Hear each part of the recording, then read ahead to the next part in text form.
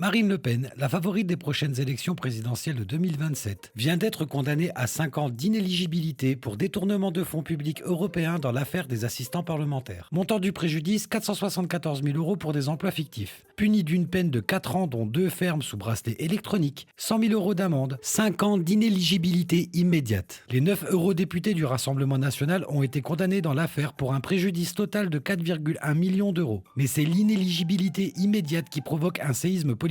Motif invoqué par la justice, trouble irréparable à l'ordre démocratique. Comprendra qui voudra. Bardella crie à l'acharnement judiciaire. Chez les patriotes, la réaction ne s'est pas fait attendre. 300 000 signatures de soutien en 24 heures, 10 000 nouvelles adhésions au RN depuis l'annonce de la condamnation, et les intentions de vote placent Bardella en tête du premier tour de la présidentielle. L'extrême gauche de Jean-Luc Mélenchon, la gauche ainsi que les centristes jubilent et réagissent à gorge déployée. Une mention spéciale et un tableau d'honneur au député de Logu qui a écrit un tweet complet sans faire la moindre faute.